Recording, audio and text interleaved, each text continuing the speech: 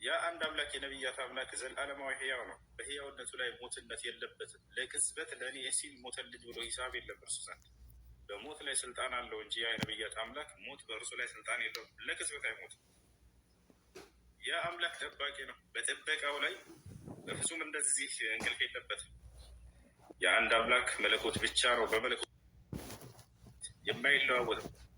ጊዜ በኋላ ስለ እኔ ሰው ሆኖ መጣ ብሎ ሂሳብ የለም። ያ አንድ አምላክ ለዘላለም ጌታ ብቻ ነው። በጌትነቱ ላይ ባርነት የለበትም። ያ አንድ አምላክ ዘላለማዊ ሕያው ነው። በሕያውነቱ ላይ ሞት አያገኘው። ወተወከል ዐለ ልሐይ አለዚ ላ የሙት ይላል። በፍጹም በማልሞተው በሆንኩት ዘላለም ሕያው በሆንኩት በእኔ በአምላካችሁ በአላህ ላይ ተመኩ እያለ ይናገራል። ሁወ ልሐዩ ላ ኢላሃ ኢላ ሁወ ፈድዑሁ ሙኽሊሲን አልሐምዱሊላህ ረቢል ዓለሚን ይላል። እርሱ ዘላለማዊ ሕያው ነው እያለ ይናገራል። ሀዛ ሁወ ላሁ ዐዘ ወጀል። ይህ ነው አምላክ አላህ ሱብሓነሁ ወተዓላ። ይህ ነው ኢየሱስ ክርስቶስ ከእስራኤል ነቢያቶች መካከል አንድ ነቢይ ናቸው። በዘመናቸው ማድረስ ያለባቸውን መልእክት አድርሰው ለትውልድ ሂደዋል። ይህን አንድ እስራኤላዊ ወጣት ልጅ ያስመልኳቸዋል። ኢየሱስ ክርስቶስ እኔ አምልኩኝ ብሎ አልጠራቸውም። ወባጢለን ያዕቡዱነኒ ወተዓሊሙሁም ተዓሊሙ ልበሸር ይላልና እኔን በከንቱ ያመልኩኛል፣ ትምህርታቸውም የሰው ትምህርትና ስርዓት ነው እያለ ይናገራል። ልክ ኢሳያስ የተናገረውን ደገመ ኢየሱስ ክርስቶስ። እሺ መግባት የሚፈልግ ክርስቲያን ካለ መግባት ይችላል። ሆሱ አንድ ጊዜ ተሸበካ ይለወጣ ነበር። ጥያቄ አለ ልጠይቅ። ጥያቄ ነው። እሺ ጥያቄ ምን መሰለህ? ከዛሬ 5 ዓመት በፊት ማለት ነው አገር ላይ ያለውኝ ንግድና ስራ ነበረ ማለት ነው። ከዛ የሆነ እየሰራሁ እያለ የሆነ በግ ገዛሁኝ ማለት አንድ ጊዜ ማለት እኔ በግመልና በከብት ነበር የምነግደውና የሆነ ተረፈኝና ብር በቃ ባዶ የተመለስ ብዬ የሆነ በግ ገዛሁኝ ማለት እኔ አስቤው ምናምን አይደለም የገዛሁት ያንን በግ ማለት ነው። ማለት ያኔ ዝም ብዬ የገዛሁት ነጭ ነው በጉ። አንድ አይኑ ጥቁር ነው ማለት ያኔ የተቀረው ሰውነቱ ነጭ ነው። አንድ አይኑ ብቻ ጥቁራል። ያን በግ በቃ ብዙ ጊዜ ነዳሁት። ቢያንስ 4 ሳምንት ምናምን ቢሆን ነዳሁት። ሐሙስ ቀን ነው ምናምን ነዳሁት አልሸጥልኛል። ከዛ የሆነ አንድ አይኑን እያዩ የሆነ ሊያሻርኩበት የሚያርዱ አለ አይደል? ነጭ በላ ነጭ ነው የሚሉት በቃ እንደዛ ነውና አንድ አይኑን እያዩ በቃ ትተውት ሄዳሉ። ከዛ እንደገና በቃ እንዴት አልኩኝና በዛ ሳለ እኔ ብዙ አንተራለም አንድ አይኑን ማጥቆሪያ ገዛውና ቀባሁት። ያን ነጩን ብቻ ማለት ነው። አንድ አይኑን ቀባሁትና አመሳሰልኩና ነዳሁት፣ ሸኩት ማለት ነው። ሽጨው ያው ቅዳሜ ነው የሚታረደው አለች። ያላቅም ምን ማድረግ አለብኝ? ያንን ይጠጥተኛል ግን አሁን ድረስ የምር ይሄን ማድረግ ተገቢ ነበር። ይሄን ማድረግ በጣም ማተውት ማድረግ ስለዚህ ያቻለ ራላ ተውበት ማድረግ የለብህም ነበር። እችን ያንን ሌላ ጥያቄ አለ ወንድማቸው? ሌላ ጥያቄ ግሎሪ ሰላም ወይ ይሰማል? እንዴት ነህ ኡስማን?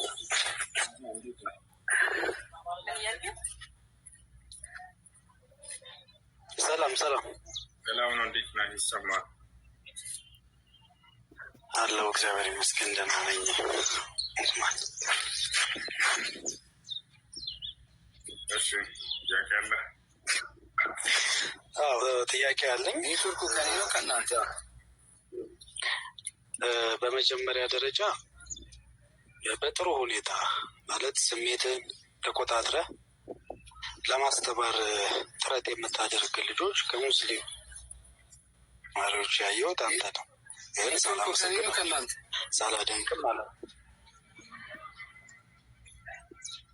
እሺ በመሀል እየገባ ያለ ልጅ አለ።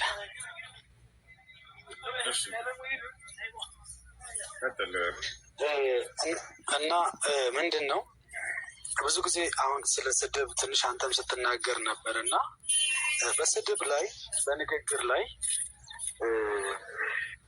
እፎይ ወይም ደግሞ ሌሎቹ ብቻ አይደለም ክርስቲያኖች ብቻ አይደለም እየተናገሩ ያሉት ስድብ ከሆነ አሁን ቅድም አንተ የተናገርከው ራሱ አንድ እስራኤላዊ ያመልካሉ ያልከው ልክ እኛ እናንተ ነቢይ የምትሉትን መሐመድ ኖርማል ነቢይ አይደለም እንደዚህ ነው እንደምንለው አይነት ኢንፎርሜሽን ነው የምንናገረው ማለት ነው። ያ ንግግር አንተ ከምታምንበት በተቃራኒ ከሆነ እንደ ስድብ ሊወሰድ አይገባውም። አንደኛ። ሁለተኛ አንድ ሰው መንፈሳዊ እንዳልሆነ የምትረዳበት መሆኑ ነው። በስሜቱ ይነዳል ማለት አንድ ሰው በመንፈስ ቁጥጥር ስር አይደለም ያለው ወይም ደግሞ በእውነተኛ መንፈስ ቁጥጥር ስር አይደለም ማለት ነው። እነ ኦሳማን ጨምሮ እነ ኡስታዝ መሐመድን ጨምሮ በጣም ከባድ ንግግር ይፍን አሁን የግድያ አዋጆች አሉ። ያው በእርግጥ በህግም መሄዱ ስለማይቀር እኛም በህግ የተዘጋጀንባቸው ነው። ግን ምን ታስባለህ? አሁን አስተምሮ ሲባል አንድ ኦርቶዶክስ አስተማሪ ስለ እስልምና ሲናገር ከአንተ በተቃራኒ ወይም አንተ በማታምነው እምነት በሌላ አይነት አስተሳሰብ የሚናገር ከሆነ እንደ ስድብ ለምንድን ነው የሚታየው? ልክ እኛ እናንተን የሆነ ነገር ስትናገሩ እንደዚህ መደረግ አለባቸው መገደል አለባቸው እንደዚህ መደረግ አለባቸው ብለን አንድ አይነት እርምጃ ለመሄድ ተሞክሮ አያውቅም። ባይዘው ይሄ አቅም ስለሌለ ወይም ደግሞ የሆነ ነገር መደረግ ስለማይችል አይደለም። አዎ መከባበር ጥሩ ነው። መተሳሰቡ አብሮ መኖሩ በጣም አስፈላጊ ነገር ነው።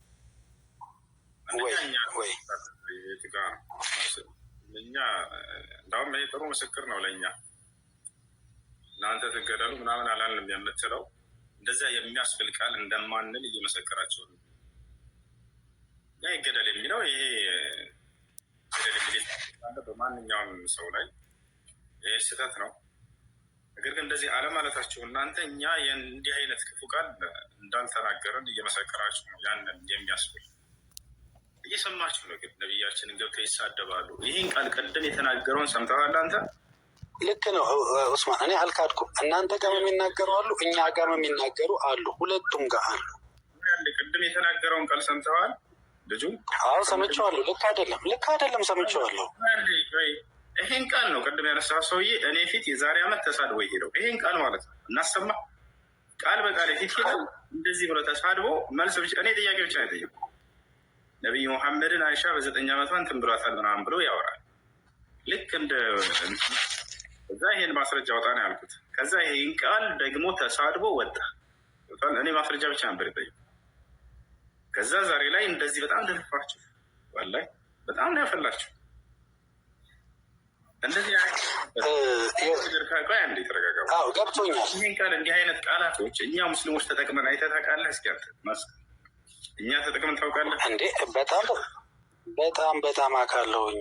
የእውነት አንተ ምናልባት ያው ለራሱ ምንድን ነው ፎጣ የቂጧ ጠባሳ ይታያት ላይቮች ላይ ሰምቻለሁ። ማስረጃ ላላወጣ ተናግረናል። ሰምተሃል? አዎ ብለሃል። ማስረጃ እንዴ?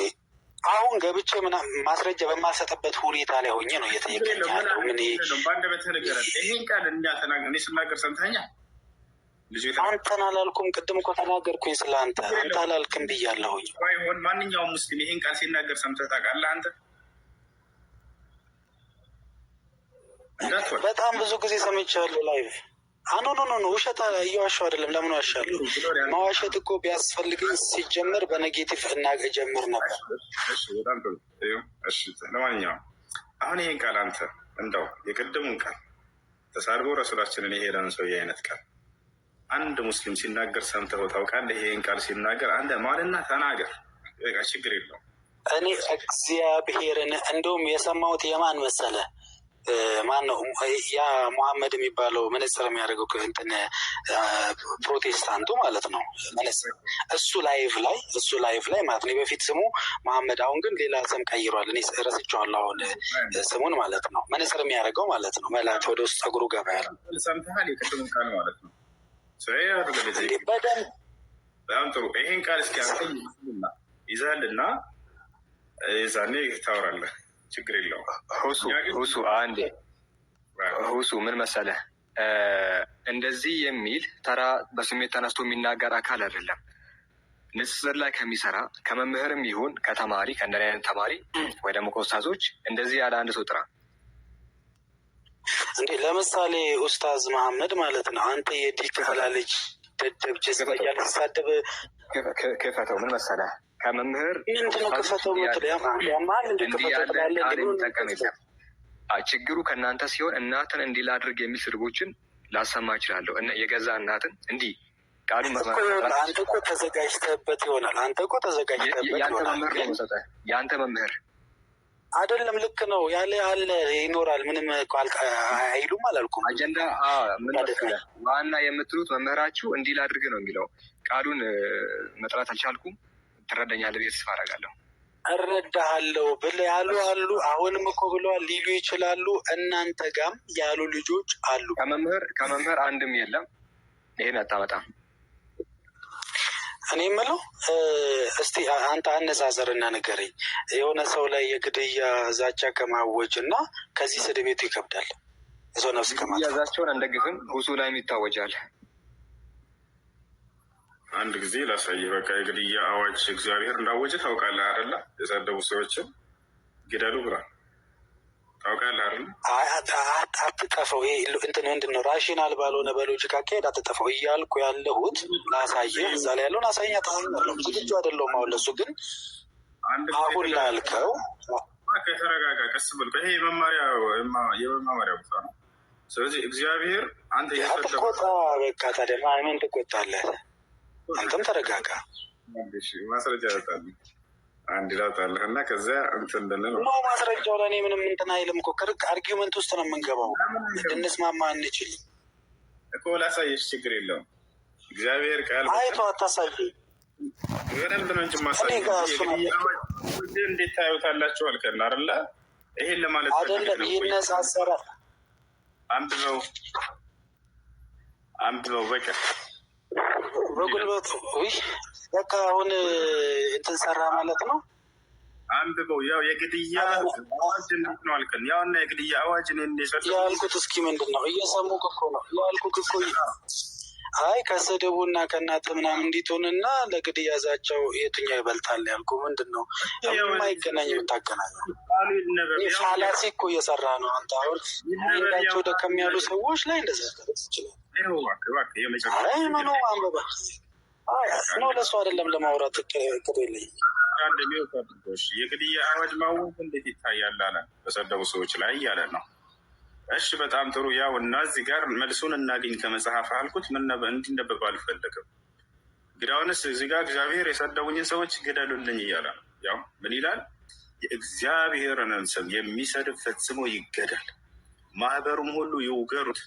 ምጻተኛ ወይንም የአገር ልጅ ቢሆን የእግዚአብሔርን ስም በሰደበ ጊዜ ይገደላል። ወዲያው ያ ሰውዬ እንደተሳደበ ግደለው። ይሄ ታምንበታለህ? ይሄ አይለም እያሉ ነው ክርስቲያኖች። ጭራሽ የገዛ መጽሐፋቸውን እየካዳችሁ ነው። ያው የሰደቡኝን ግደሉልኝ እያለ ነው እግዚአብሔር። ምን ትላለህ? ግሎሪ